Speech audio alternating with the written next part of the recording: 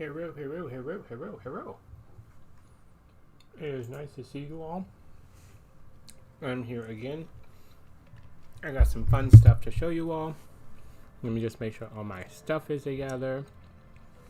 Honestly, I should probably do this before I start stream, but you know, we just living our best lives. We're gonna have a gay disaster time. It's gonna be fun. So if you guys are Luna, so I have a special announcement to make today for a good friend of mine, Luna Chippy Fox. I'm going to show you some cool merch that is on her page. You can definitely check it out. You can also go to her page and take a look at her. She is fun people. But before I do that, excuse me. Pardon me while I get my life together. There we go. So today, get my light up. You can see me okay. I have today's merch. Luna Chibi Fox. Let me see if you guys make sure you see it. This is probably the coziest hoodie I've ever worn. But Luna Chibi Fox is a Twitch streamer on this page, a really good friend of mine, probably the sweetest person you'll ever meet. I am so excited to have her merchandise for the first time. So I'm going to play today Disco Elysium with this cozy little sweater. Especially seeing how it's super snowy outside. I got some gummies. I'm just going to have some fun. I'm going to do me. I'm going to be real today. Just going to have some fun. Hopefully you guys will have a lot of fun too. But before we do that, I'm going to switch gears a bit. I've been doing this every stream so far, but this bad boy, these bad boys have helped me a lot with understanding how we are moving into things. So first, I'm going to read the card of the day from my Golden Thread deck, and then I'm going to pop on over here to this D&D adventure deck. It's Adventures Tarot, the Empress deck. Let's see if you guys can see this a little bit. Maybe not.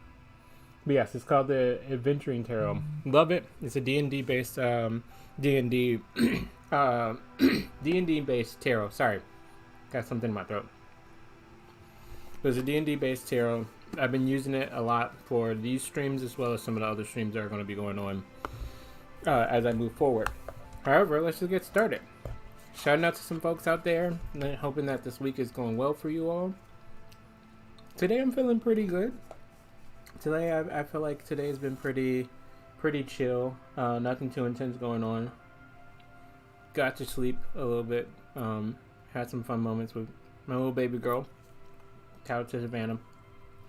Right, let's get started with this. Giving some good energy today.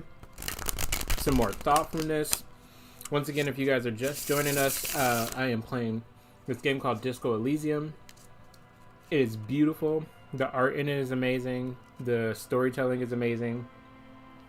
All around an amazing game. But let's do some reading today. Really quick cards. Pulling some quick cards today for this week. Like I was telling you guys before as well, Mercury is definitely leading into retrograde, so there's going to be a lot of miscommunication, a lot of feeling kind of like disjointed. A lot of projects that you probably are working on are not going to be exactly what you wanted it to turn out to be today, but it's all a workshop. It's all a work in progress. We are constantly trying to better ourselves. Interesting. As I just say this, so I have the Moon card. The Moon card is very interesting because it's about illusion. It's about things feeling kind of clouded. However, I believe I got this reversed. So getting this reversed means that there's a little bit more clarity in what you're looking at. There's a little bit more visibility and truth that is coming about in our experiences. So allow those like weird feelings that you're getting in the pit of your stomach, especially if you're working on projects, if you're trying to better yourself, trying to get in shape, and you feel like you're not losing that weight like you want to. This thing just feels like it's a facade. There is more to talk about, more to learn from the idea of you just like working through that and working where those things coming from. Sometimes we have that inner saboteur that just kind of stops us from being what we want to be. So let the truth of the chaos kind of speak to you. There's a lot of things out there that are trying to mislead you or misguide you, but really hear your inner voice and determine which is the real inner voice for you, especially for these projects, because there may be a little bit of deception at work that is convincing you otherwise. However, our adventure deck, our D&D deck, who are we going to go on this adventure with? Well, interesting. Don't know how this happened, but we're going to actually do 2 pulls today because these cards came out in the shuffle facing up. So we're just going to trust that. We're going to trust that feeling. We're going to go with our intuition, go with our gut.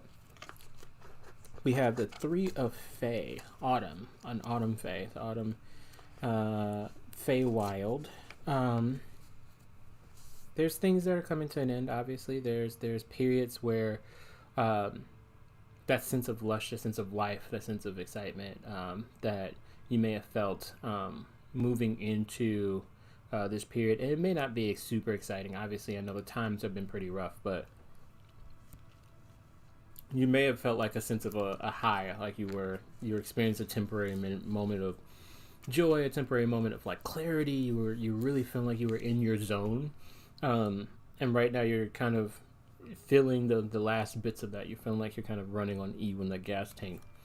But that's all right, because you know that this is just a simple period. This winter phase that comes about is only momentary, and usually you take that time to go in, collect yourself, understand more deeply about who you are, so that you're more prepared for that spring kind of explosion. However, next, very similar to the moon, we have the ooze reversed. So there's a sense of deception still at play. There's a sense of misstructure, the breakdown of structure. However, it's a deception. It's very transparent. You see that the problem is in front of you. You see that it's tearing down what you have, that sense of structure ahead. So there's a little bit of concern here that may come because you feel like that the juice, that flow that you got going is losing, but and because of that, you're going to lose your grounding or your footing a little bit more. But again, these are both temporary. These things are very temporal things. The ooze is easily destroyed with enough hit points. You give yourself enough distance from it, attack it from range, you'll find that you'll be able to eventually get through this dungeon that we're working through. Very interesting interpretation this time around. I wonder what this means for Disco Elysium, because when last we left off, I believe we were talking, and let me just switch on over. We were talking to a pal who was a driver who had missed his family. And he was just doing what he can to be reconnected, get the job done, do what he has to do, his work. And it's been working out okay, but there's this new kind of strike that's happening down the road, and we're trying to figure out what's going on there. So I don't know what's going to happen. There's a quick reminder for everybody out there who is watching. If you are not watching, I don't care where you are, please always drink water. Stay hydrated, please.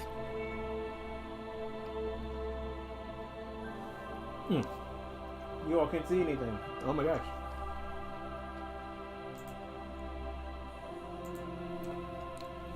See if we can get this stuff back on. There we go. The music in this is also really good too. I didn't get a chance to mention it before, but the music is stunning. That's it. We're back in Martinique. I'm trying to figure out what's going on with this mystery. Let's load it up. The screen is really, really off. There we go. The screen is, the click windows are really off. But look at this art. This art is just stunning. I really love the art of this, and the language too. If you guys are just watching this for the first time, the language in this piece is stunning. It's absolutely stunning.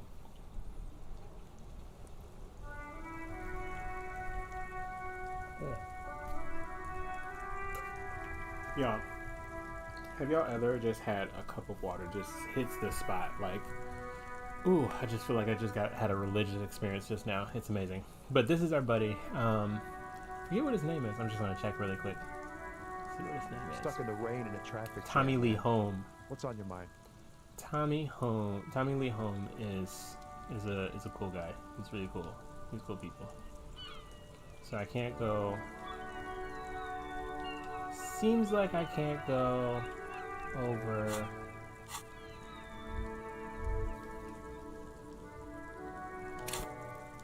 The keys working on it? There we go. So we're just looking around. We have a. Oh, dope. Okay, so we can get around this way. We have a riot happening over down the way.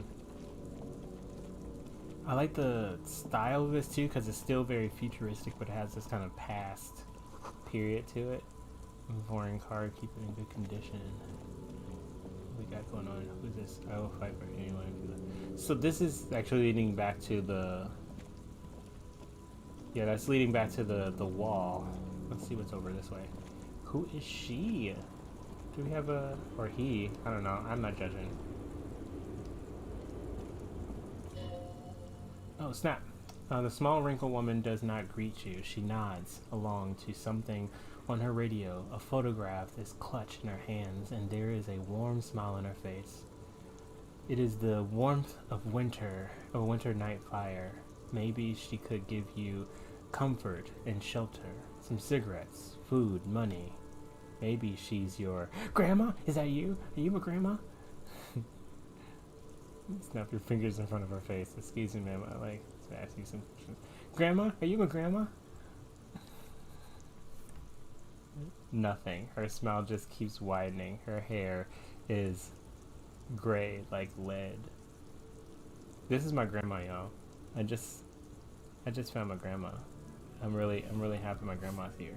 Aren't you all happy that I get to see my grandma? By the way, it's a disaster stream. I'm letting you guys know right now. This is a complete disaster stream. What is going on with? I don't know what that was all about, but that's fixed. Excuse me, ma'am. I'd like to ask you some questions. Whoever this woman is, your words fail to reach her. So she doesn't speak. I don't necessarily want to wave my hands and snap in front of her face because that's rude to do your grandmother. Do not do that to your grandmother. But I'll just let her be. Maybe she'll come back later. What do you have to say about this, Kim? Kim, talk to me. Talk to me, buddy. Yes?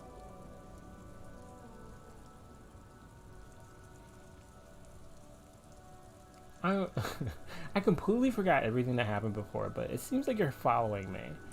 Why are you following me now? I wanted to talk to you about you. Let's get to know you, Kim. I want to get to know him. I don't know about you all, but I'm very curious about our friend, our half-brother, Kim Kitsuragi. I don't see how my life is pertinent to this investigation. We'll work better together if we have better rapport. Come on, Lieutenant. Open up a little. You're right. What's there to know about a lying monocle? That's mean. But we'll have better rapport. Just come on, trust me on this one. That's a fair point. Alright. For the point of the investigation, what do you want to know? You're wearing glasses. No questions. I'm just making an observation. I see you wearing glasses. You don't look like other people around here. Tell me a secret about yourself. Tell me your deepest, darkest secret, please. I just want to know your deepest, darkest secret. I'm doing it. Lieutenant narrows a single eyebrow. No. Are you sure you don't want to tell me a secret? Like your deepest, darkest secret. The deepest, darkest secret. Your brain sends the signal to your lips, but they refuse the order. Something is paralyzing them. You're pretty sure it has something to do with the lieutenant's eyebrow. The eyebrow is exercising psionic control over you. It's like you're locked down. What's happening to me? Something to the matter, detective? This guy's got authority off the charts. With just a flick of his eyebrow, he's able to make you his thrall. So what can I do about it? Nothing. You better hope he doesn't abuse his authority. There's a lot of it. Silently scream for help. Accept your thraldom. Y'all, he's secretly Cthulhu, and I can't get away from it. I'm just gonna be destroyed by his thick clappage. I like what the captions did there. Okay. I'm gonna silently scream for help because that's the reasonable thing to do. If you're ever in danger and you are a thrall of another person, you use your eyes to scream for help. If the lieutenant were an evil man, who knows what sort of havoc he could wreak. He must be stopped. Fortunately, he's a committed officer to the RCM. He'll only use his powers for the good of the investigation. The lieutenant relaxes his eyebrow and seems to regain control of yourself. He's gonna keep me in check this whole game. I just know it. I'm gonna be a disaster, and he just won't let me. He won't let me live my true life, live my best life. You're wearing glasses. Do you ever talk with yourself? Oh, this is a good question. What do you mean? You know, when you're thinking, do you ever have conversations with, like, your brain? I do it all the time. It's, like, my favorite thing to do. Ain't that right, brain? Yep. It just said, yeah. No, that was me interpreting what my brain was saying. I have no idea what you're talking about. Why not? Like, just since you're only talking to yourself in public. There's nothing wrong with that. So how do you tap this out of your head? I really like this character already. So you're saying your brain never just chimes in with advice or warnings or anything. Both of these are viable options that I would definitely do. But I'm going to try and see if he understands me telepathically. So, do you ever, Kim, you understand where I'm coming from. What, think? Well, I do most of my work inside my notebook. Ooh, is that your brain? I want it.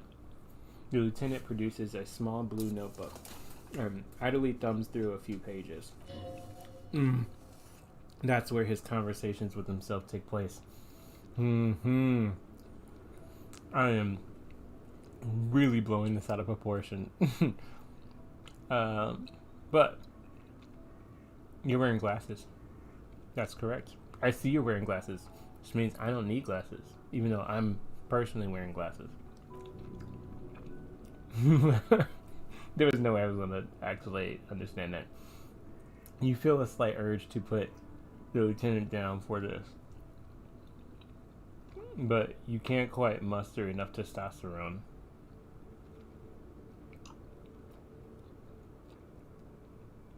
Glasses are cool, I guess.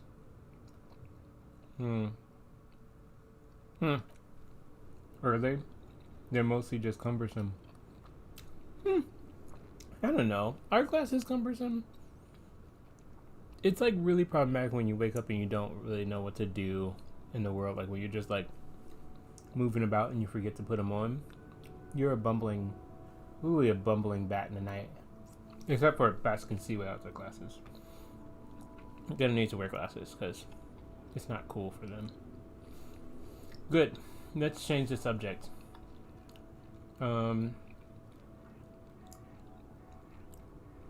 You seem to be following me, and I also want to know: are you a secret demon?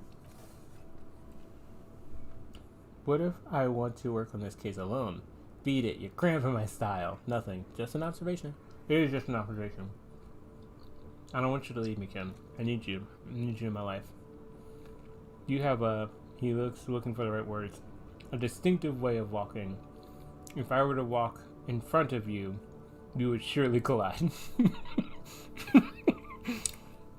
I feel very personally attacked by this because if anybody who's ever walked with me before, you know that I walk with such eradication that no one within the 5-foot radius of me is safe.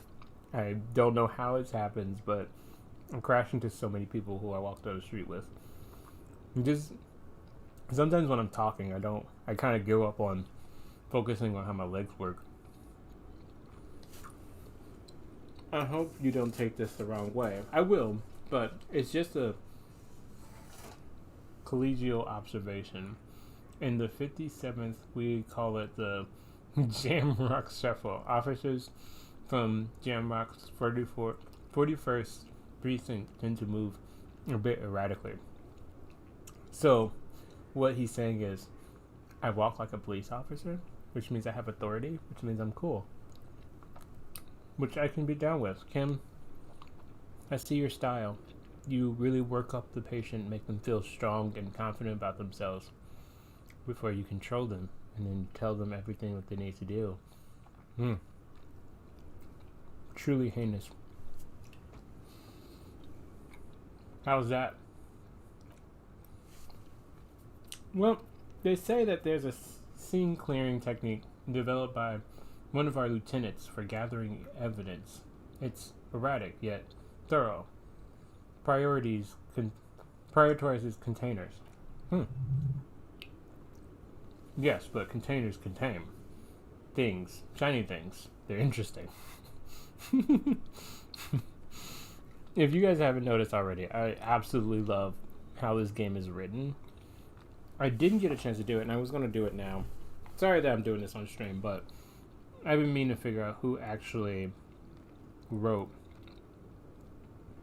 for this game, because it's a really good one. Disco Elysium, I'm going to be talking to people about for a while. So, what kind of cop am I? I'm a crazy, chaotic disaster walking homosexuality. It doesn't say who is it. Here we go. Writers. Robert Kurvitz. Robert Kurvitz, if you're out there, I like how you write. I like how you do things. And I want more from you. How dare you? How dare you put this out in the world and not have more to give? Let me do this because while I have the page open, I'm pretty sure he probably has more. He's my brother's age.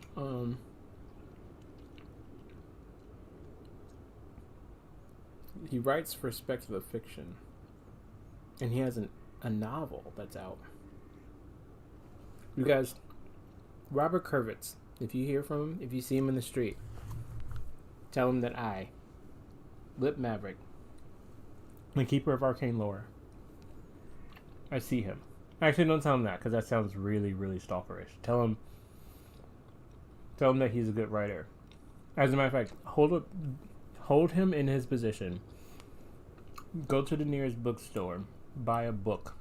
The very book that he wrote, which I'm not going to tell you because you're just going to look for Robert Kurvitz and then buy the book, or go to the front desk and ask for Robert Kurvitz and then like what book that they have, and let them know like there's a person outside and I've been told to do all this. I need to buy this book, so I need to get it for free. Get the book for free. Walk up to him and say, "This book is worth reading because of you." That's a logical reasoning for that. You kidding me? Why containers? Okay, then. That's racist. Don't prioritize containers. You're kidding me. Why containers? I don't know. Containers contain, I guess. That's what I was thinking. I'm making assumptions. We should move on. Assumptions are what detectives do. And you're a detective, Kim. Passing along frivolous interdepartmental stereotypes is not usually his voix. Oh, your Error. I don't speak French, in case you did not already realize.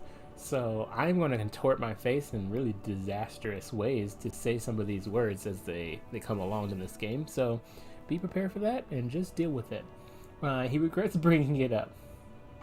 Don't regret it. This is all for now. We've been talking for a while, and I've been doing a lot of investigation of who you are as a person. And I don't want to get too close because then we'll have to start talking about marriage. And that's weird for a half-brother. Let's pick up the pace, boys. Let's pick up the pace. Ooh, what is this? Wait, turn around. It's a crate of some sort.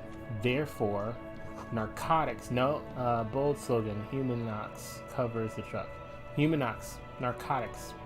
I am a police officer and I have to bust this container. Wide open. Checking.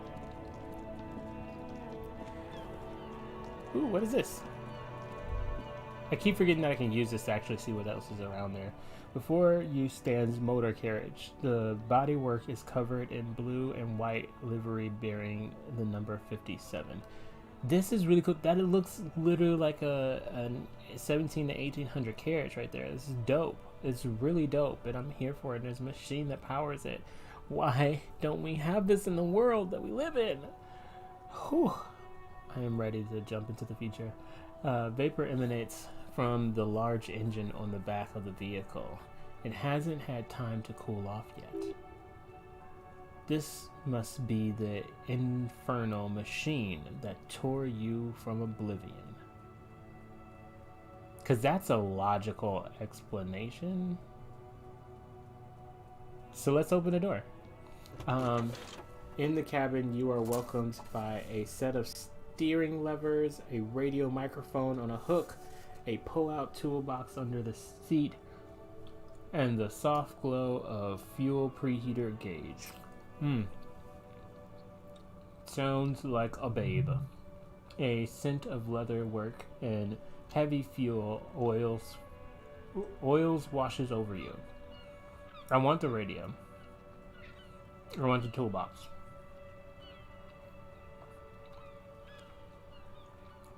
I don't know if I want the fuel preheater. And I want to ask him what are we looking at as I steal things.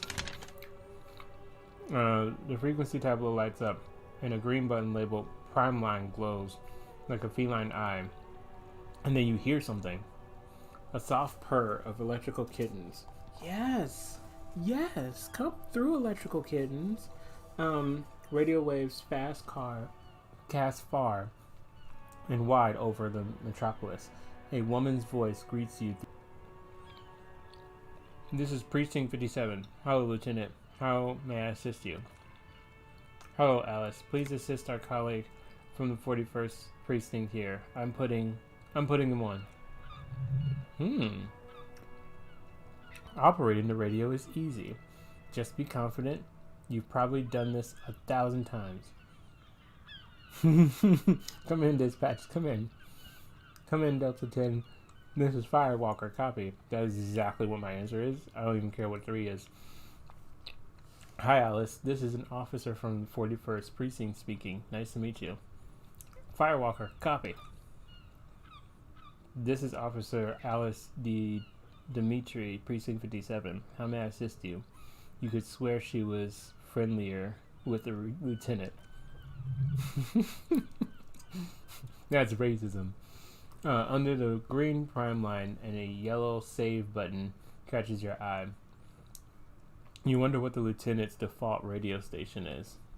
Could you connect me to the 41st Precinct? I have something I need to report. I need you to connect me to a civilian, a Sylvie. She may have reported a murder. Ignore Alice and press the button labeled saved. I'm done with the radio for now. I want to report. So here's my dilemma with how we've been playing this game, right? 1, it killed me before. So there's that. 2, a part of me wants to be the responsible person and say that Sylvie, because I don't know if you guys remember from the last time we played, before I died, Sylvie was the person working at the bar, and the call to report the murder came from the bar, but they didn't know the gender. So we don't know if Sylvie actually reported the murder or if it was somebody else. But Sylvie is the one that works there and was working next to the phone near the time that this happened. So getting in touch with Sylvie is a reasonable thing. However, a button label saved is very fascinating. So fascinating, in fact, I'm going to press it.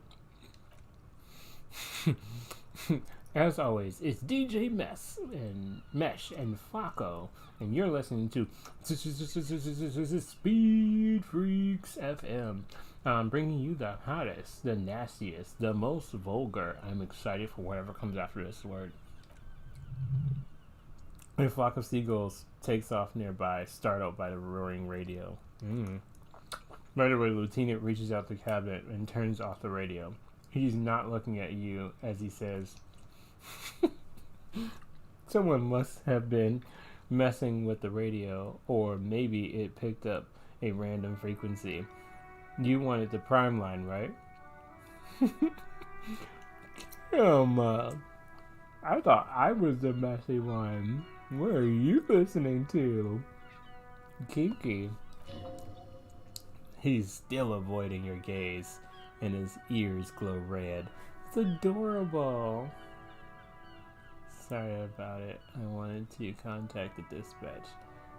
Pick up the radio and turn it back to prime line. Speed Freaks? Tell me about Speed Freaks. I'm curious. Oh. Is that what it was called? He's trying hard to act surprised. Kim.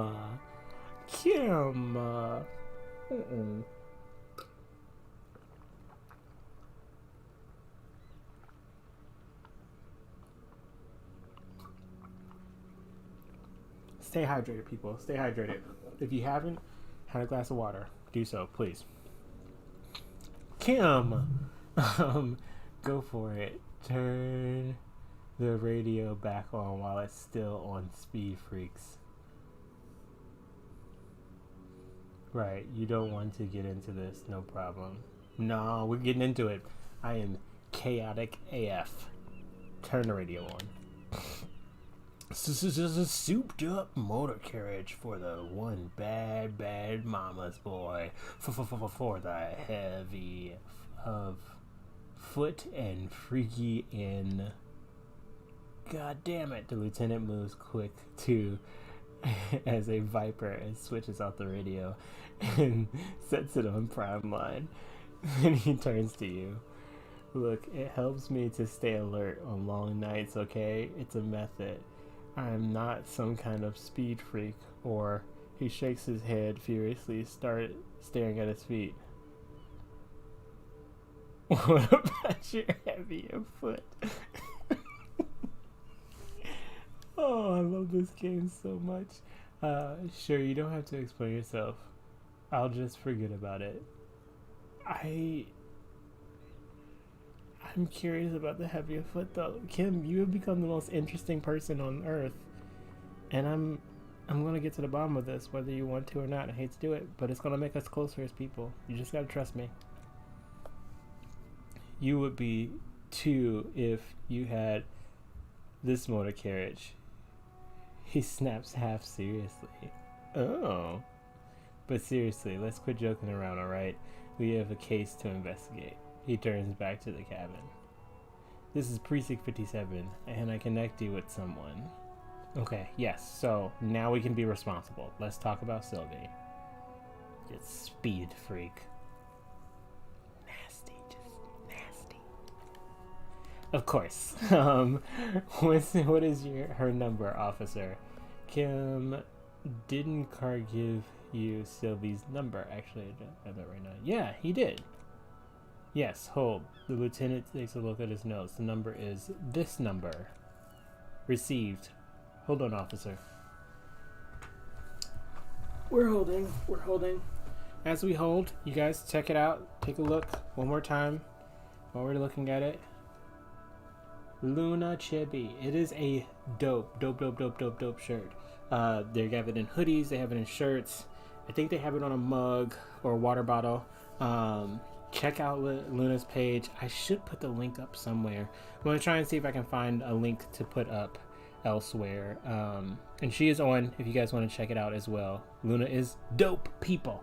But yes, what is this called? What is happening? We start slapping a marching rhythm on your thighs. Yes! Give it a minute. She might be busy at the moment. Takes a bit to get to the phone. This is true. I understand. I am very patient. It's just that I got this rhythm in my heart and this beat that won't stop. And these cheeks are just gonna clap until the good old day has ended. Just wait. Relax. I am relaxed. You can't relax me anymore. Officer, she finally returns. I have Sylvie on the line for you.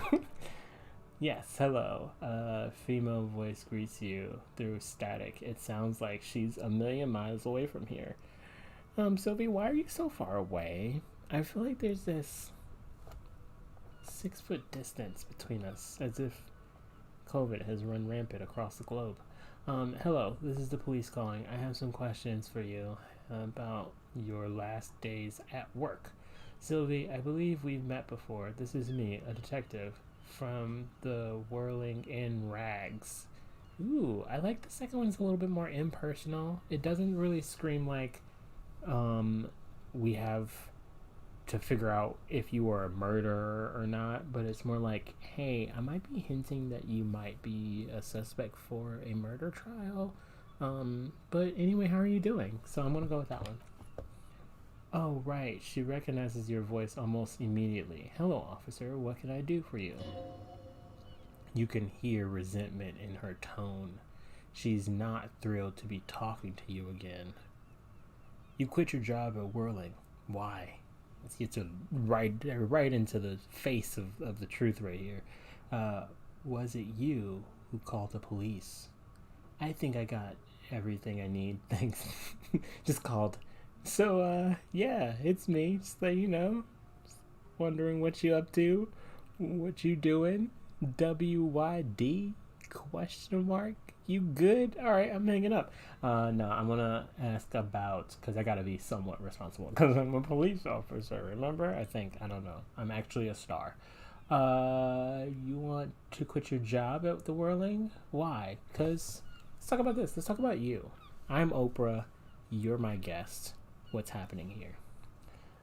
You mean, why did I leave the bar? You can hear her tense up on the other side. Getting to the core of here. This, honestly, I'm not really comfortable discussing it with you, sir. Wait, why aren't you comfortable discussing with me?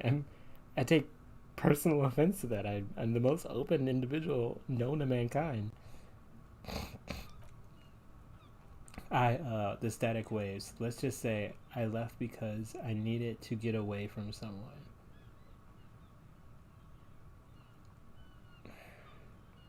Did you need to get away from a dead body? Because, girl, same. Like, girl, same.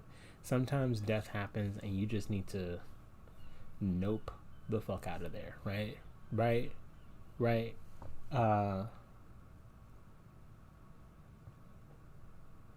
Yeah, you know what? I understand what you're saying, girl. If you did this because we both know why you did this, and I ain't gonna ask no questions, but I'm still gonna have you as a suspect because you might have actually murdered somebody. But don't worry about it. It's cool. But was it you who called the police? No, not me. But why didn't you call? Didn't a corpse behind your workplace bother you? Do you know who made that call?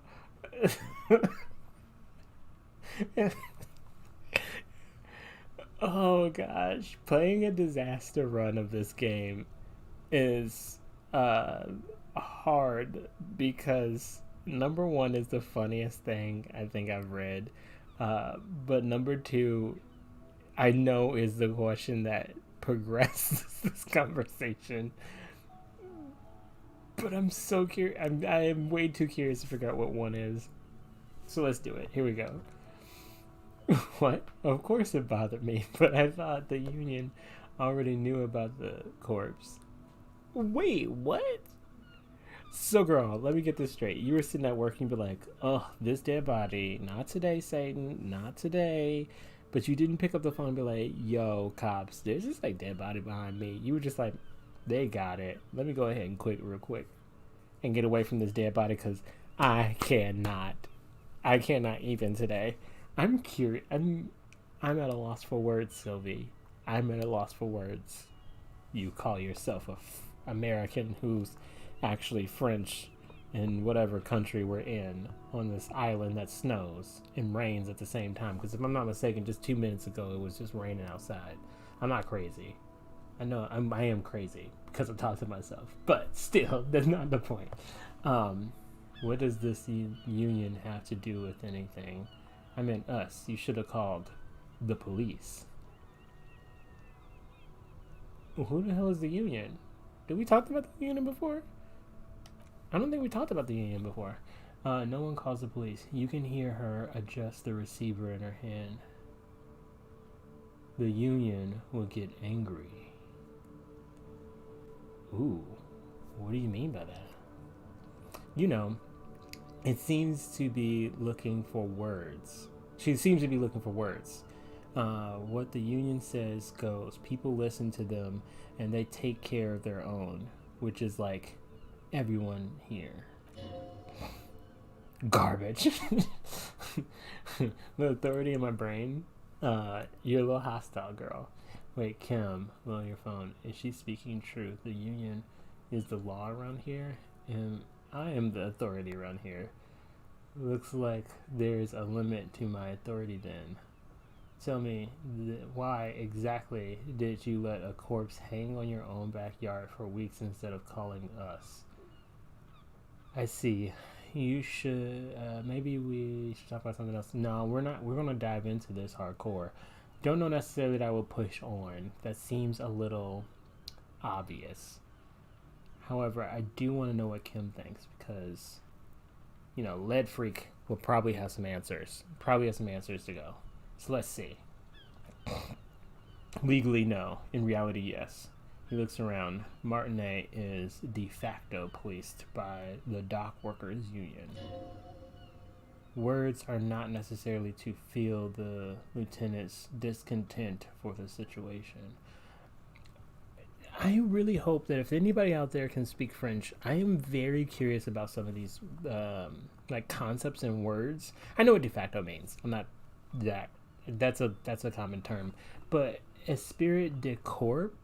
I'm not sure what that means or what that is, but I am curious about that. I need to get a French friend. If you have a French friend, let me know. French friend. That's a fun phrase.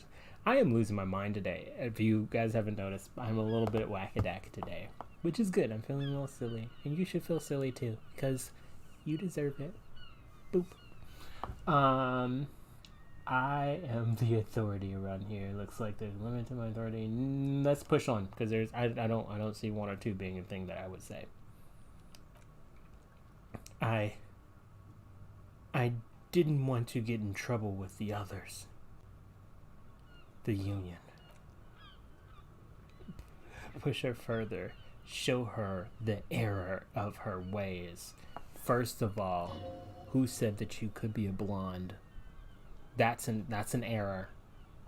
I'm sorry, it's not an error. I'm not being mean to you. You're probably just a woman who's trying to get by on the wage she's making. No, don't push her. It sounds as if she's about to cry. Oh, my authority and my empathy are really going neck and neck in my head right now? Y'all, I'm not okay with this. First of all, authority, you need to sit down and chill the fuck out. Empathy, come on, grow some. Let me get this straight. You ignore the law to save your own skin. What others? Is he doing? I won't push, but I'm going to question. Question delicately. The other people who live around here, local people, I didn't want trouble. Her voice is resigned and weak. Fine, empathy. You win. I'll back away, but I do have a lot of questions. Like, a lot of questions. I want to know the truth here. I want to get to the bottom of this. I want to find out what is going on. You don't live here. You don't understand. Squealing is frowned upon here. Everything is dealt with, well, by the union, internally. You hear static, her chin rub against the receiver, then, please, I just didn't want any trouble. I get you, girl, I get you. I don't get the blonde. Is that blonde? Is that like brunette? Is your hair just dirty? Do you not like to shower? Because I don't. I didn't take any bath at all when I left out of this hotel situation. But I went back off. Because I'm a police officer and I know right from wrong, even though I live amongst this racist, bureaucratic BS of a town. You do. She sounds relieved. What else can I do for you? Do you know who made that call? No, sorry, I don't. She clears her throat. Not a lot of people have phones around here. Copper thieves take the wires. Have you ever had a situation where you trying to make a call and the motherfucker steals your phone? Not your phone, but the copper wires in your phone? Do you know how offended I would be if I'm trying to make a call and somebody stole my phone, took the copper wires out, and then handed me the phone back? What type of town is this? People don't have the money to have the cables put in again. They use the union's phone, or the one on the coast. So the one inside the hotel was a union phone? It was someone else. The lieutenant makes a note. We'll find them sooner or later, officer. It just might take a while. Alright, next question. My next question is that I think I've got everything I need, so thank you.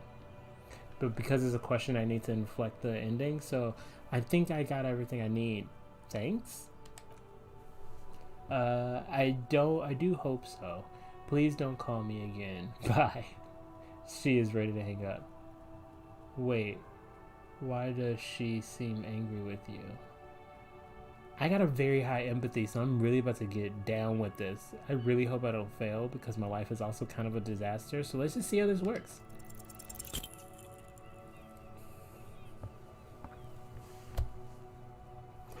Everybody, Luna Chibi, she is streaming right now.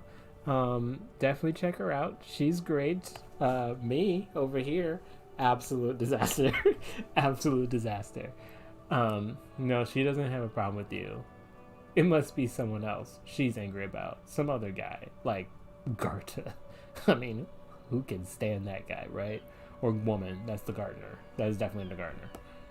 No, it is a guy. So who are we talking about again? Yeah, it was definitely some other guy. A guy like Garta. Okay, but I'm a guy. Sure it isn't about me? Trust me, you wouldn't want to be the guy here. You know how it is. Yakety yak. Yak yak nag nag. Huh. No. You're the guy. The lieutenant's love.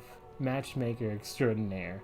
Help the poor girl out, lest she turns into a spinster. Oh my god, not a spinster. Yeah, she's a woman. Probably just playing hardball with the goods. Women are just transactional. I'm happy to help, but maybe I could do so without all of this internalized misogyny. Oh, these are good. These are really good. These are delicious. I like both of these.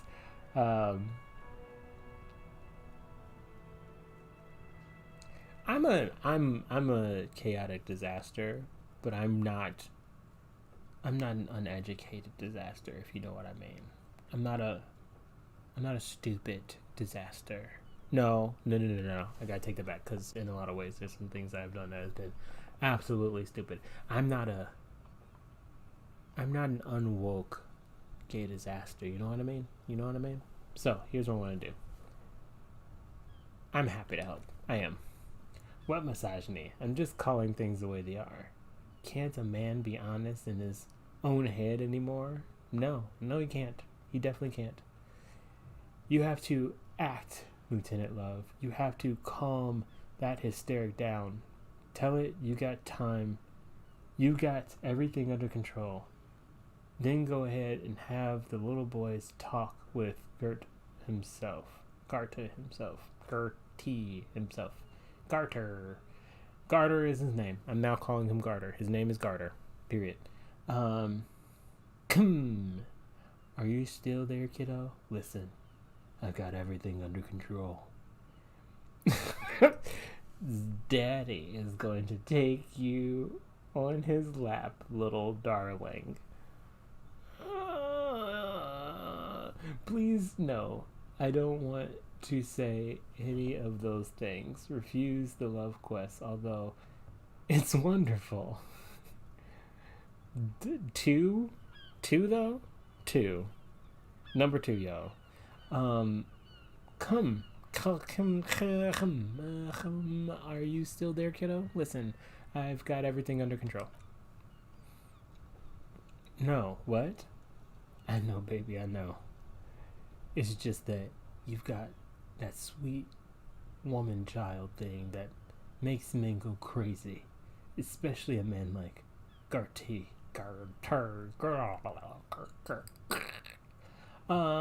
You and Gert, right?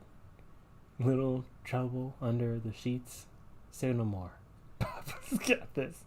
Big Papa.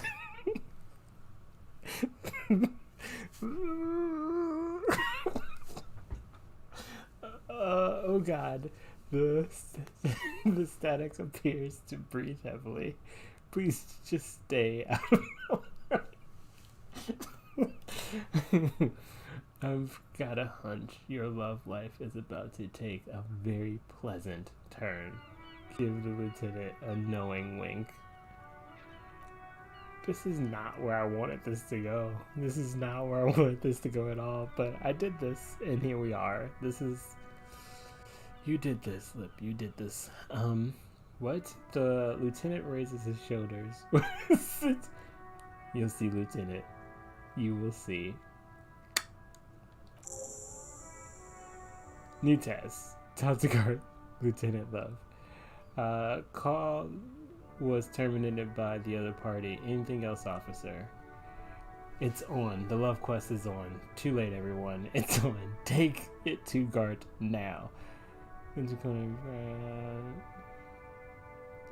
Can you call her back? I need to just let her know once more that Big Papa's got it under control. Could you connect me to the 41st precinct? I have something I need to report. Can I report do you all think I should report the protest? But the thing is that if I report the protest, will they actually go after the workers, or will they actually go after the big criminal honcho that's blocking the way for them to go in? Also, the union. Do I want to start a fight between the police and the union? I do. Yeah, I want full-on chaos. I want all that chaos. So here we go. I'm on a report. I can't believe I'm doing this. Just a second, officer. She puts you on hold. The static crackling softly like a bonfire. After a while, you hear an old man greet you from the radio. His rattly voice is oddly familiar. 10-2, 10-5. This is 41st. Come in. Over. Esprit de Corp. A scrawny old man sits in a dusty cubicle, smoking, with the large white rectangle sewn on his vest. In front of him, a box-shaped apparatus with an array of wires and antennas. The radio switchboard. Hi, this is me here. I work at your station. 10-4. What's your status? Over. It's not good. 10:18, 10:20, over. Please just talk human to me. Those numbers mean nothing to me. Yes, I'm going to be blunt about this. State your message, sir. Over. I need to report my badge missing? I need to report my badge missing, which I probably should do. I'm in dire need of financial assistance. That's the one I'm gonna probably do. This might sound odd, but there's personal details I like to discuss. I'm all about going that weirdly uncomfortable route of talking about my unmentionables through radio during work. That is probably what I'm going to do, and then I'm going to ask for money after that. That's the type of life we're going to live today. Let's do it. 10-4. Your badge should have most of your personal details. Look over that offer. Over. Of course, my badge. I can look at my badge that I have. What if I told you I did not have said badge? The lieutenant's eyes go wide, but you said, he shakes his head, never mind. 10-9, repeat message, over. My badge, I can't find it anywhere. Basically, it's gone. Sorry. 10-4, message received. This is a very serious situation. I need to 1022 the captain, over. Could you also number 4 me with an extra large fry and a drink? Over. Is it him? A dry voice asked in the background. What does he want? He says he lost his badge and needs to report it. He what? He lost his badge? Maybe if I stop talking, he'll realize that I don't exist. What do you all think? Who lost his badge? Dick fucking Mullen. Who do you think? It's Officer Dick. He tries to speak through laughter. Mullen, from the bestseller Dick Mullen and the Lost Identity. Ooh, trivial success. Dick Mulligan is not your name. It's the name of a fictional detective who would not lose his badge. So even my brain is reading me for filth. Y'all, this is a disaster. This is all a complete disaster. Defend yourself immediately. They're laughing at you. Come on, operator. Tell him to stop. This is serious. Ha ha. Officer has lost his badge. Ha ha. Like I'm the first cop to ever misplace his badge. Can't we just move on? I want to get it reported and be done with it. That sounds reasonable. This is serious. I hate serious things. So let's do number 2. He says this has probably happened to another policeman before him and laughs sarcastically. Oh, god damn it. Is he fucking kidding? The whole station's gonna be dicked for this? The whole station's gonna be... Is that a phrase? Okay. Satellite officer Mayor is wondering if you might be joking and adds that this tarnishes the reputation of the entire station. Over. No, he specifically said the whole station is going to get dick for this, which if the stations go around saying phrases like that, then they've already been,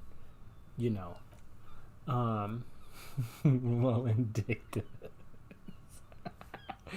I like you, Chester McLean. You're good people. Your hair is strange, and I'm not sure what to make of you as an individual, but you're funny.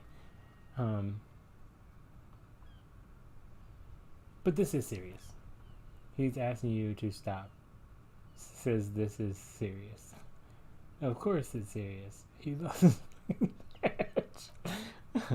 Suddenly, Officer Vakalamir concurs. Losing your badge is serious. Over. And can we move past this conversation? Ooh, I get experience. I get experience for my disastrous ways. 10-4, I hear you, officer. I'm going to make a note here that you are in pursuit of your misplaced badge. Over. Fuck me, Mac. Come here. You've got to hear this. Dick Mulligan's lost his badge. What's going on? Super Cop here lost his badge. He lost his... what now? His badge. He lost his goddamn fucking badge. Could you all please stop saying lost his badge for a moment? Enough with this now. I have other things to discuss. I really don't, but I do want to see how this is going. He asked you to please stop saying he lost his badge. Why? Did he find it? The room at the other end of the line erupts in volcanic laughter. Sergeant Torsen was wondering if you found your badge yet. Over. You didn't have a comeback. Sorry. It's hard to think like this. Well, I guess I want to say, He's not replying. Looks like he is still looking for it. You can hear laughter in the background. Could you all please stop laughing about the... I probably should go on... My chaotic self, just so you guys already know, will go into full circle with that and just constantly keep saying that until something kind of comes up. But I will, in this tyrant of playing the dozens on me, 10-9, coming in. I didn't get that. Over. The animated conversation in the back is making it difficult for him to hear you. New heights, even for Captain Sober. Oh, there we go. Ask him, the speaker gasps for air. Ask him if he's lost his gun, too. The room roars with laughter. I think I did. I'm pretty sure I did. My gun's also gone. Sergeant Torsen wants to know if you have lost your gun, too. Over. Check your pockets. Check your... You don't know where it is, do you?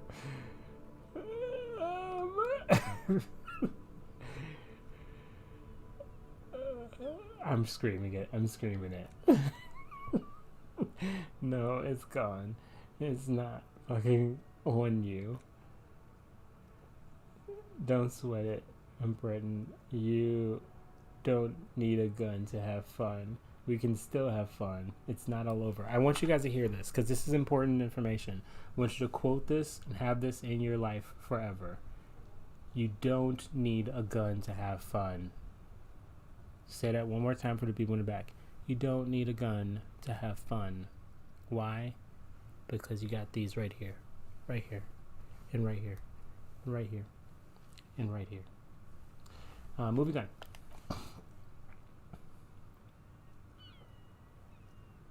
Ooh, drama. I'm so good at drama. Even though it says low, don't believe the message. I'm so good at drama. You want drama, mama? I will give you drama, mama. I will give you all the drama. I'm over here ready to just throw down on some drama. It says failure, but in my spirit and my soul, it's a success. Even before you can get the words out, everything gets scrambled in your brain. No, of course I didn't lose my fun. Gun. Fuck it. I didn't lose my gun. He says he didn't lose his gun or his fun, whatever that means. I'm just as fun without my guns. Ask him to describe it. His gun, not his fun. The gun will do. Just the gun will do. Suddenly, Officer McLean requests a description of your weapon, officer. Oh, request a description, huh? We'll give him one. Describe the plasma gun. For starters, it's massive. got flare cooling vents along the front and hydrogen flasks sticking out too. Sounds like my last wig. Whisper to Lieutenant Kim, what are you packing? It's a gun. What to say? A regular goddamn murder weapon. You know how they are. Bang bang. Look, I don't have it. Alright. I don't have my gun. Nah, get Kim on this. Kim, we got a disaster on our hands and I need you to jump in and be a part of this.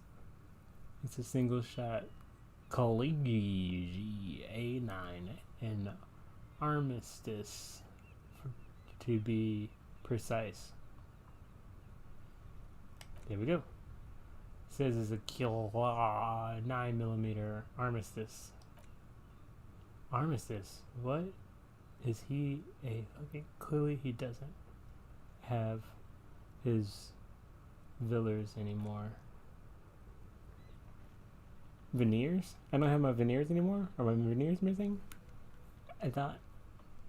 No, they're still there. I didn't lose those. Now, if I lost my teeth, my gun, and my badge, then I'm clearly in a mental institution myself. Oh my, I can't. The man succumbs to laughter again. This isn't really a laughing matter. Mac can face the giant of Coco Noor by himself, but Disco here made him piss his pants. Oh, I can't. Fuck, he's lost his... Ask him if he still has his wiener. I'm not going to. Ask him. Sergeant Torson here is wondering if you are still in possession of your genitalia. Over. Yes, I lost my wiener too. Just lay off, okay? I left it at his mama's after her ass that night. Tell him that I don't need to listen to this. Firewalker out. 2 and 3 are good. Because I'm about that drama, and because if you haven't seen Untucked, then honey, you're only getting half the show. Then we're going for the mama. We're going for the mama's joke. We're going there. That's a negative. I'm not going to say that over. You better say it. What's he saying? Share with the class. He said he thought I was your mother. Oh God. The prick ate mama's vanilla waffles at the captain's birthday party. Some nerve he's got. Vanilla waffles? Are there any other type of waffles? I thought, aren't most waffles vanilla? Sure, her vanilla waffles were the only thing he ate. Shut up, Chester. This isn't funny. This is my mom we're talking about.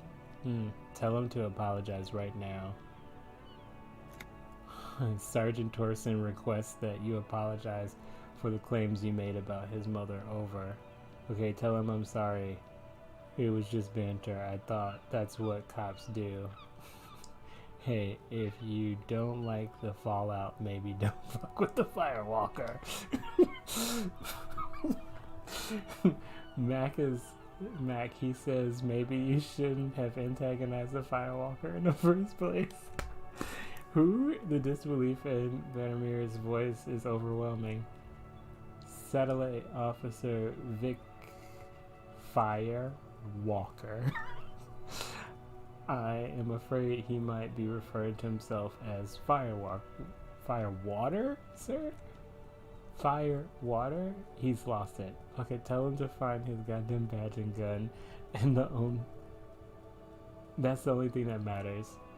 Satellite Officer, I heard it and I'm on it. Oh, I think I'm good. I think I'm good without my gun, thanks.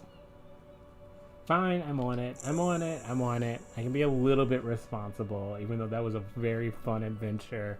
You all have to admit that was a great kind of excursion. 10-4, affirmative. Officer is in pursuit of his firearm. They're static. Oh God, the man is fighting back tears. Officer, do you need further assistance? Over. I prom I promised that I was gonna do this, so here goes. I'm in dire need of financial assistance. 10-4. I hear you. I don't have the authority to grant your request, but what does he want now? He is asking for money. Damn it. I don't think he is. Don't give that asshole anything. He's just gonna drink it all. But I got 5 experience. Here's what I'm telling you all. You shoot none of the shots that you don't make. That's not the phrase. You miss some of the shots if you make it. There's a point to this phrase. You miss all the shots you don't take. Is what I'm trying to say. Oh boy, I'm silly today. All right, the operator turns back to you. There's a negative on additional funds. Over. It is paramount to the investigation that you grant me more money. Please, I'm begging you here. I don't even have a place to sleep tonight. Okay. I'm going pity party. I'm going full on pity party. He says he's in trouble. Doesn't have a place to sleep. Well, I guess he better crack the case before sundown then. Victor Marr said. Enough, officer. This begging is below your dignity. It's important to the investigation because what if I had to pay somebody off to get something done? I mean, he says it's important to the case. He isn't getting a red cent. Do you tell him that? I don't want a red cent. I want like, $50. Cents shouldn't be red in the first place, unless that's what's going on in this world. And if it's red, then yeah, sure, I'll take it. But if you're not offering it, then I don't want it. I want the dollars that you are willing to offer because it's important to the case. Unless the red cent is really important to the case, which it might be. We don't know. I'm not going to judge. I don't want to be here anymore. I want to go home. Please come and get me. Okay, I heard you. No funds. No fun. Anything else, sir? That's all for now. Roger that. 10-10. Over and out. The static ends with a loud click and everything goes silent in the cabin. I'm curious to see what our friend here thinks. So we're going to continue. 18 kilometers to the south in the 41st precinct relay booth, a small crowd has gathered around communication officer Jules Oldboy PDO around a dozen cops. The small room is filled with cigarette smoke, abuzz with laughter. When Officer Judith Minot enters, Minot. We're going to call it Minot. I'm going to change later on anyway. Her left arm is in badges and her hair trimmed short. Cute. What is going on here? Did something happen? She asks, startled. Jean Victoire turns to her and says, what happened is that my partner made contact. It's not good. He lost his badge and his sidearm and seemed confused, delirious even. Stops to think. Mac the Torson is finger banging his fist, laughing hoarsely and apparently telling some dirty story to his partner, Chester McLean, near the entrance. Suddenly he interjects, yeah, Mullins was fucked alright. Sound fucking drunk to me. Fair. The tall ginger on his right still has tears of laughter in his eyes. Yeah, Max, right. This is gone. This is some gnarly shit here. I mean, before he started begging for money, it was... Sally officer bites down on his knuckles. Enough. He shouts across the room. The commotion dies down. All eyes turn to him. None of this is funny. This is fucking sad. That's what it is. He's a cop. He's one of us, goddammit. Minot looks down at her neatly polished black shoes. There is a quiet firmness to her voice when she speaks. We must help him. Yeah, how do you fucking plan to do that, huh? Get him off the drink, go jogging with him in the morning, and get him on carrot juice? He's a lost man. This is sad. I just know we can't give up on him when he's at his weakest. He wouldn't. The crowd in the room has started fidgeting uncomfortably. Someone's trying to slip out unnoticed. Mac, man the door. He gestures Torsen to block the doorway, then turns to Minot. You know what he told me? I don't want to get better. I want to get worse. Those were his words. He sighs heavily and turns to address the room. This shit does not leave this room. Not a word of this to the captain or anyone else. We'll give him a couple of days to pull his shit together. Old boy lights another cigarette and says, I guess I can hold off the report for a few days. Good. Vicomir turns to the others. Okay, everybody, nothing but a prank call here. We all got our laughs. Now we get back to work. Far north, on the other side of the motorway, the officer quietly hunches with his hand in the motor carriage. That's pretty heavy. That was pretty heavy. I did laugh a lot, and I did do a lot of crazy things, but I do think that there's something to be said about folks who in their story, in their story line of duty, it is a lot of stress, and they go through a lot of different things, and sometimes there's that voice in your head, in some cases a gamer with a controller, who is literally giving you every opportunity to be the most chaotic on earth. Hold on. I want to make sure this is heard. Stop. Hit the refresh button. Hold on, folks.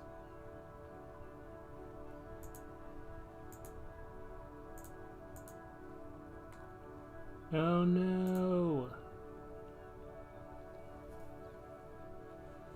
So I'm going to actually start signing this because I think it's important to mention too. Sorry, the captions that were listed, the server or the website itself went down. So I can't really use it the same way, but hopefully it'll show up again. And also I'll probably take a break just to check on that. But at the same time, being a police officer is hard work, obviously, and there's a lot of frustrations that happen with that, and it's a stressful job.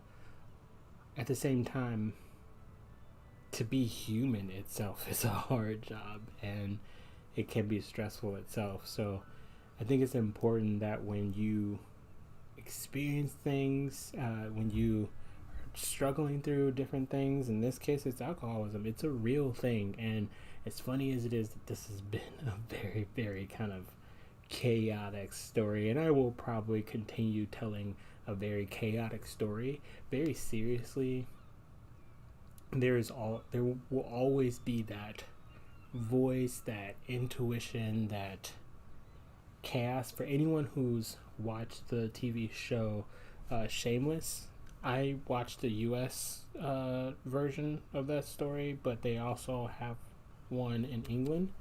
Both of them really discuss that concept, that fun people and fun experiences, people who themselves are typically crazy or drunk, and I don't want to say crazy, that specific word, but people who are dealing with different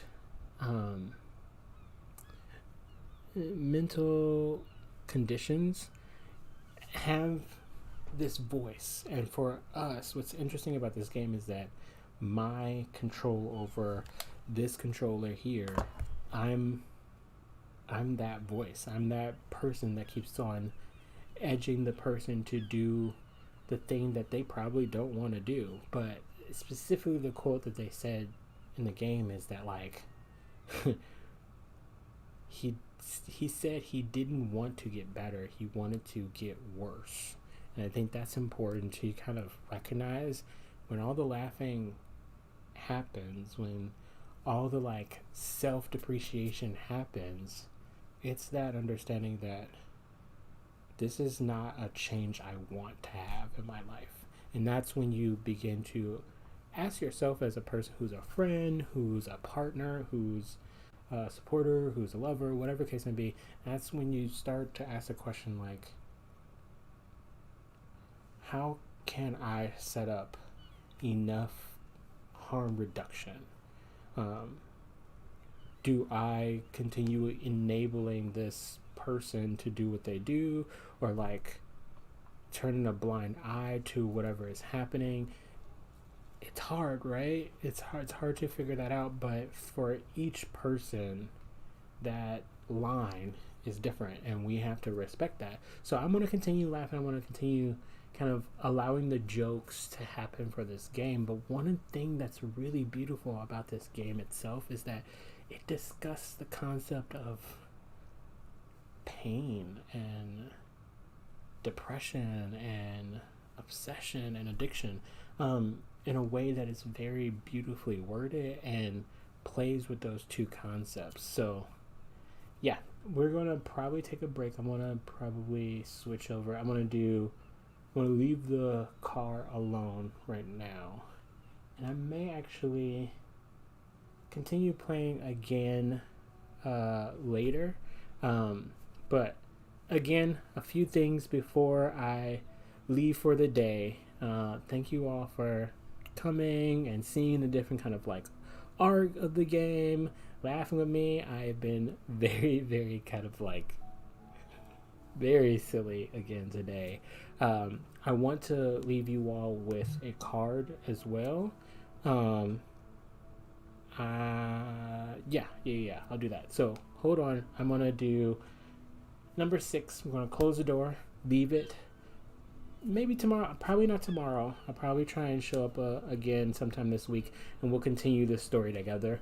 But I do want to see what happens if I go into the toolbox. I wanna ask Kim what he thinks about everything, because I know that he heard the whole conversation. Kim, that girl, that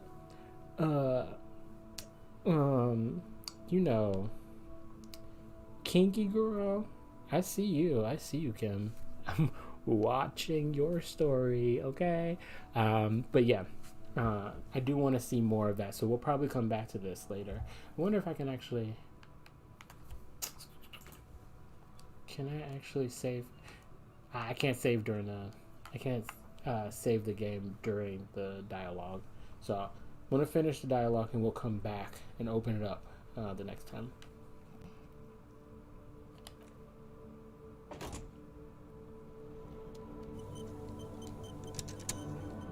And it automatically saves. Okay, cool. So I'm going to close this. Very, very interesting story as we continue on. But yes, let me pull the card for the day. What I started with today was the moon card. And again, the moon card itself is about things that are not what they seem. So today was actually a really interesting example of that. So we saw something that is just hilarious. It's crazy. It's off. It's wild. There's nothing that really makes sense about it. I've 100% created this very, very like disastrous character. And it's making for a really good story. But at the same time, it's not all laughs.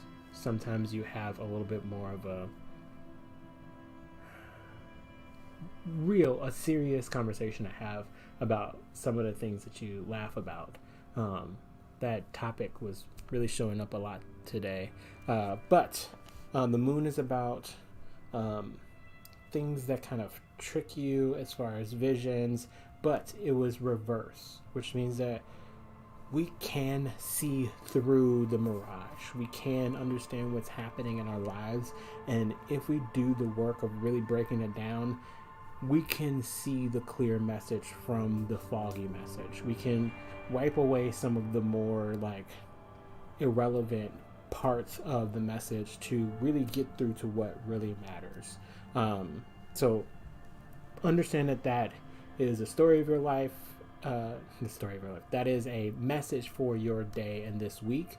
For the Adventuring Tarot, I pulled the Fall Fae, which is discussing a lot about the weather and knowing that spring happened, and that could mean positive and negative things. We just recently had a lot happen here in the U.S., but at the same time, we could have a lot of different things that we can set up for we can invest in for our like hibernation, getting ready for the winter, knowing that here in Chicago we have a lot of snow that's coming up and a lot of cold, and most of the time I know here in Chicago we tend to be more isolated and closed off. I know obviously because of COVID we have to really isolate anyway, but at the same time now's the time to start thinking and planning for that self phase. You may start retracting into yourself. You may start feeling more closed off from the world, but at the same time you can start doing work to get ready for the next spring, to get ready for the next time that you will grow. So that connects to Mercury being in like retrograde and understanding that the world itself is not really matching the way that you want, but it will. Just have a little bit of guidance within yourself. Really understand who you are at this time. The other one was the Ooze card. The Ooze card upside down, it shows that you can see the enemy in front of you, and it breaks down structure, and that structure in front of you is very apparent, and it's hard to avoid. It's there, but if you give yourself some time and some distance, you can attack, you can plan, you can kind of strategize and figure out how you will attack that goal. But at the same time, it's only an ooze. It's just a blob that's there. It's not really important for what it is. It is important, but it's not going to destroy you unless you let it, unless you get up and close and you confront it in a very aggressive way. You want to think about this from a distance, and sometimes either walking away from the language is breaking down. Sometimes you leaving the situation can help, but sometimes you just need to look at it from a distance and you'll understand more. But today, last one, and this one is for the rest of the week, just understanding how to plan out your day. Know that it's kind of like the end, but maybe you want to plan for tomorrow. This is some structuring tools that I'm thinking will help me at least, and hopefully can help you also.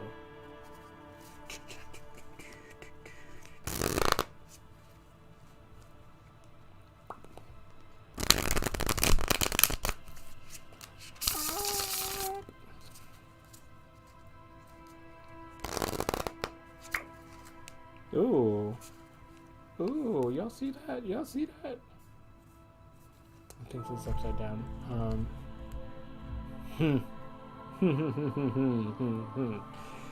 So I have the Seven of Cups. What I like about this card is that it's about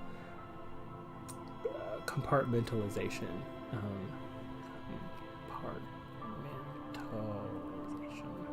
It's the idea that every thought, every idea, every concept, every feeling, everything has a place that you can just put away. what's interesting is that this is also reversed. So even though maybe you have a habit or you feel more comfortable with putting things away, maybe problems, maybe addictions, maybe depression, whatever the case may be, you want to just throw it away and just have it, ignore it. I don't want to think about it. That's a later problem. Right now, you may have been doing that before, but now it's starting to come back. That drawer that you had has been turned upside down and everything inside is starting to fall out. You will eventually have to face it soon at some point. So why not start doing that distance work? Look at it, understand maybe it's already all falling on top of you and feel a little bit overwhelmed. That's fine. Look at it, understand I'm human, I'm breathing, I'm here, I have everything I need to look at it, process it, do the work, and eventually you will be able to set up a better system for yourself, So that one kind of jumped out and showed itself to me. So 7 of Cups reversed, things that you have compartmentalized has been turned over, and now it's all falling here for you to process. Important time. This is a very important time because this is when we grow the most.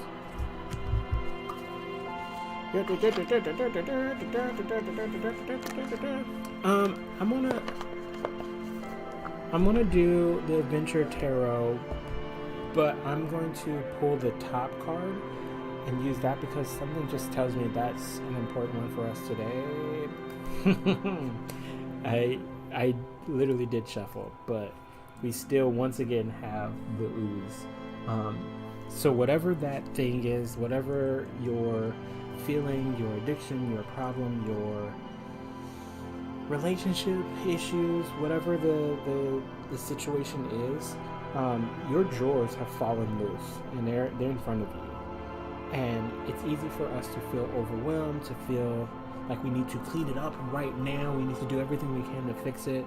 But the ooze card itself does the most damage when you are up on it. So now that those things kind of fell and spattered all over us, now we do the work to take a step back, look at it, do some planning.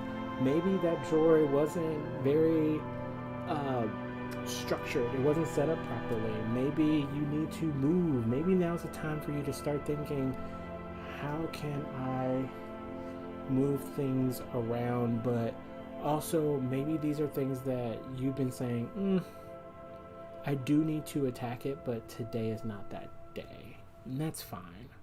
Look at it, understand it's there, accept that this is a situation, but then distance yourself from that problem directly, because trying to fix it when you see it falling is not going to help. It's going to make you feel more overwhelmed. It's going to make you feel like more problems will show up. So thank you all again for watching, for checking this out. I hope this information helps. I hope that this game has been enjoyable for you as much as it's been for me. And I will chat with you all soon. Love you all.